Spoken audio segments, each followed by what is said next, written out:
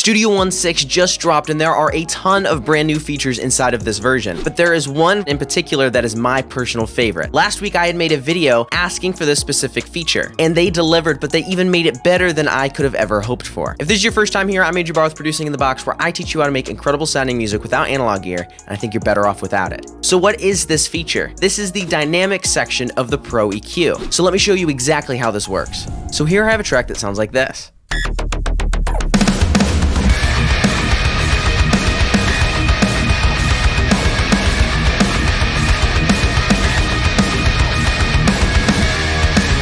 Now this is sounding really good. Now let me show you exactly how I use the Pro EQ and the dynamic section to really make the low end fit nice and tight. So here I have the bass. I have a low bass and a grip bass.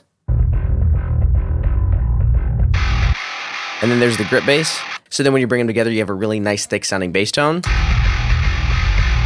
And then I run them all to a bus. So then on this bus, I have an instance of Pro EQ. And what I'm doing with this is I am cutting around 80 hertz. But the cool part is, if you see the little D up here, that is the dynamic section.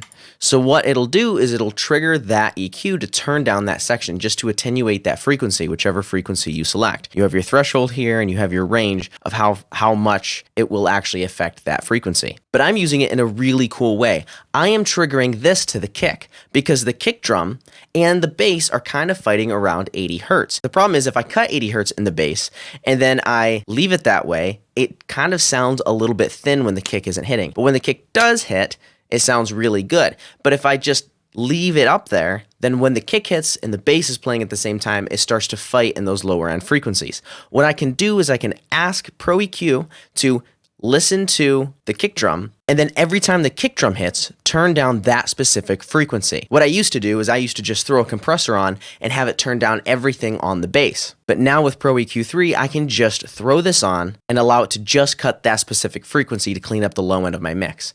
So to really demonstrate this, I'm going to solo the drums and the bass, and then I'm going to press play. But when I press play, pay attention, you're going to see two different lines. The blue one is the frequencies of the bass, and then the pink one is the sidechain frequency. That would be the kick drum. I just came up to here and clicked sidechain, and then I selected the track that I wanted to throw it on. Then I'm going to turn it on and off, and make sure you're listening on headphones or a really nice pair of studio monitors so you can actually hear the amount of low end that I am cutting with that bass. You'll really hear how much headroom it really gives me.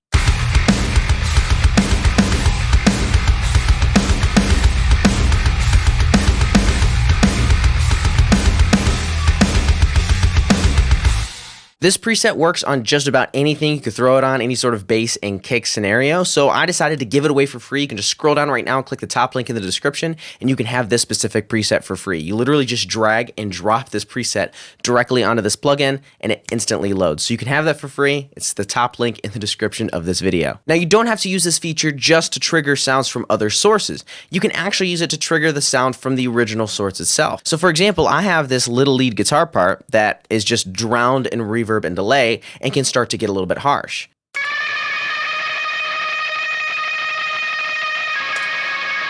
Yeah, it's just absolutely drowned in a ton of reverb and delay.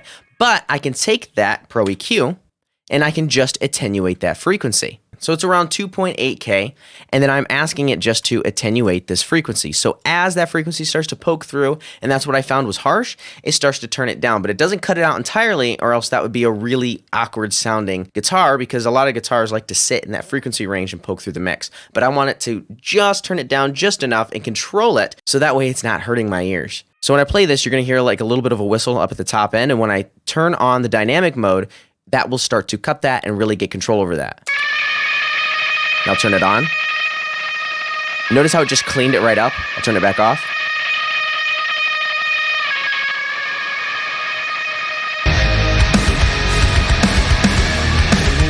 So much better, so much better.